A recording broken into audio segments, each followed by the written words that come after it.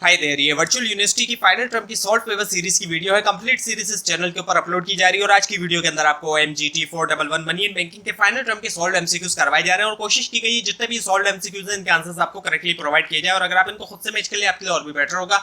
इससे आपकी प्रैक्टिस भी होगी और अगर इसके बाद भी कोई मिस्टेक होती है वो भी आपके सामने आएगी। अगर एक ग्राफ है जिसके अंदर टाइम टू मेच्योरिटी जो है वो अलोंग एक्स एक्सिस है और yield to maturity along Y axis है, वो कहलाता है क्या यील्ड कर्व। उसके बाद ये कि जो एक शेयर होता है कॉमन स्टॉक का शेयर जो वो रिप्रेजेंट करता है इनमें से किस ऑप्शन को वो रिप्रेजेंट करता है, एक शेयर ऑफ ओनरशिप जो है कंपनी का। उसके बाद ये कि डिफ्लेशन कंपाउंड इंफॉर्मेशन प्रॉब्लम क्यों होती है, डिफ्लेशन कंपाउंड इन्फॉर्मेशन प्रॉब्लम क्यों होती है। इस वजह से होती है कि ये रिड्यूस करता है डॉलर वैल्यू को एसेट्स की, जबकि जो डॉलर वैल्यू लाइबिलिटीज की होती है वो सेम रहती है, कांस्टेंट रहती है। और उसके बाद ये कि इनमें से कौन सा जो प्राइमरी सोर्स है फंड्स की डिपॉजिटरी इंस्टीट्यूशंस के लिए, सो वो है सेविंग्स एंड टाइम डिपॉजिट्स। और उसके बाद ये कि अंडर द परचेज और एजम्पशन मेथड के अंडर डीलिंग का जो कि है with a failed bank FDIC क्या करता है, इसका जवाब ये कि फाइंड करता है दूसरे बैंक को ताकि वो टेक ओवर कर सके इंसॉल्वेंट बैंक। उसके बाद ये कि गवर्नमेंट जो है वो बहुत बड़ी है to fail policies applies to the. इसका आंसर क्या है कि लार्ज बैंक जो कि whose failure would certainly start a widespread panic in the financial system. उसके बाद ये कि एक ओपन मार्केट जो है purchase of US treasuries by Fed और विल कॉज, उससे क्या होगा कि फेड की बैलेंस शीट क्या शो करेगी, उससे शो करेगी कि एक इंक्रीज होना एसेट कैटेगरी के अंदर सिक्योरिटीज की और लाइबिलिटी कैटेगरीज जो है वो रिजर्व की। और फिर है हमारे पास के की एजम्पशन जो होते हैं behind quantity theory of money, उसके अंदर शामिल है इनमें से क्या, वो है वेलोसिटी ऑफ मनी जो है वो कांस्टेंट है। उसके बाद ये कि इंटरेस्ट रेट जो है वो रिस्क का राइज होता है एज अ रिजल्ट के तौर पर इनमें से किस कॉन्सिक्वेंसेस की वजह से। इसके जवाब ये कि जब दो साइड जो है बैलेंस शीट की मैच ना करें। उसके बाद ये कि अमेरिकन बैंक जो है एक्टिवली मैनेज करता है लार्ज पोर्टफोलियो बॉन्ड्स का और ये ट्रेड करता है एनहेंस करने के लिए पोर्टफोलियोज प्रॉफिटेबिलिटी सो इनमें से कौन सा रिस्क जो है अमेरिकन बैंक जो है वो ज़्यादातर फेस करेंगे प्रोबेबली तौर पे, वो है मार्केट रिस्क। और फिर है हमारे पास के एग्रीगेट डिमांड कर्व जो है वो स्लोप डाउन है बहुत सारे रीजंस की वजह से, लेकिन इनमें से कौन सा जो है वो रीजन नहीं है स्लोप डाउनवर्ड का, वो है कि हायर इन्फ्लेशन इंक्रीज करता है मनी बैलेंसेस।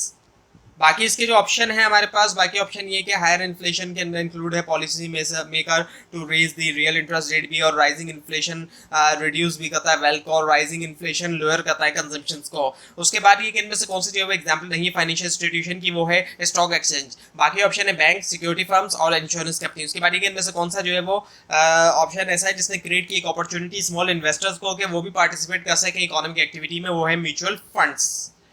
फिर है हमारे पास कि इनमें से कौन सा ऑप्शन जो है वो कॉम्बिनेशन है ऑटो इंश्योरेंस का, वो है प्रॉपर्टी इंश्योरेंस और कैजुअलिटी इंश्योरेंस। और फिर है हमारे पास कि इनमें से कौन सी जो है वो गोल्स हैं सेंट्रल बैंक के गोल जितने भी दिए गए तमाम के तमाम गोल्स हैं जिसके अंदर प्राइस स्टेबिलिटी भी है, स्टेबल आउटपुट ग्रोथ भी है, स्टेबल फाइनेंशियल सिस्टम भी, ऑल ऑफ द अबव इसका आंसर हो गया।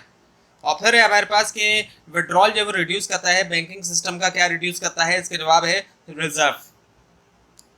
उसके बाद ये कि जो जितनी ज़्यादा हायर लेवल होगा अनसर्टेनिटी का, इनके गैर यकीनी सूरत हाल का फ्यूचर के बारे में, हायर डिमांड होगी मनी की और डैश होगी वेलोसिटी ऑफ मनी, वो लोअर हो जाएगी वेलोसिटी ऑफ मनी। उसके बाद ये कि इनमें से कौन सा जो है वो फैक्टर है या फैक्टर्स हैं एग्रीगेट डिमांड के, जो जितने भी फैक्टर्स हैं तमाम के तमाम हैं जिनके इन्वेस्टमेंट गवर्नमेंट परचेज और कंजम्पशन, इसी वजह से इसका जवाब है all of the given options.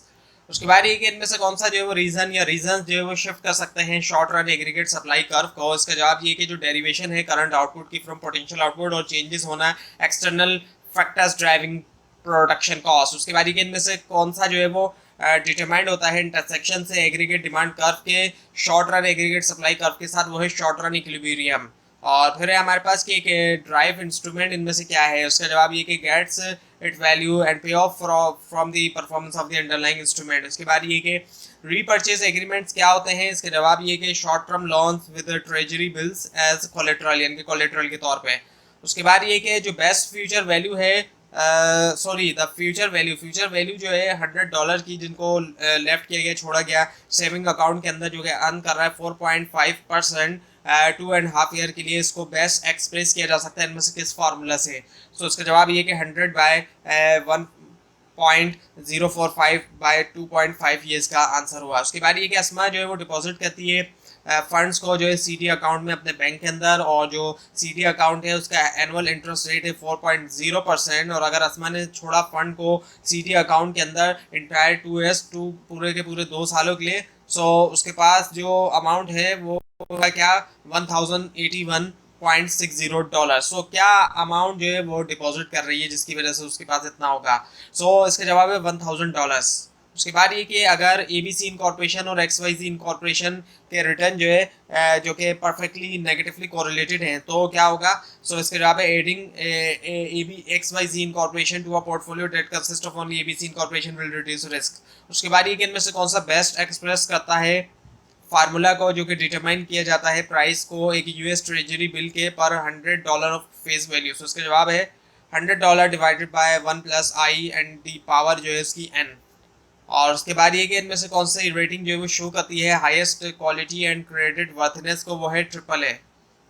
और उसके बाद ये कि इनमें से कौन सा ट्रू है रिलेशनशिप के दरमियान यील्ड ऑफ टैक्सेबल इनकम और टैक्स एग्जम्प्ट बॉन्ड। उसका जवाब ये कि हायर द टैक्स रेट, जितना ज़्यादा टैक्स रेट होगा वाइडर होगा गैप जो है वो यील्ड ऑफ टैक्सेबल और टैक्स एग्जाम के दरमियान। उसके बाद ये कि एक तरीका जो है बैंक के लिए वो ये होता है कि डील किया जाए लिक्विडिटी रिस्क से, वो क्या है, होल्ड करना सफिशिएंट एक्सेस रिजर्व।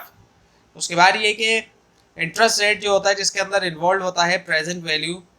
अब इसका जवाब प्रेजेंट वैल्यू है। Interest rate that is involve in present rate, present value calculation refer किया जाता है एज अ डिस्काउंट रेट। तो ये थी आज की वीडियो। आपको अगर इस बारे में कोई क्वेश्चन है नीचे कमेंट कीजिए। इस फाइल के अंदर कोई मिस्टेक दिखाई दे वो भी जरूर हाईलाइट कीजिए, और ये फाइल नीचे डिस्क्रिप्शन बॉक्स में दी गई लिंक से हासिल कर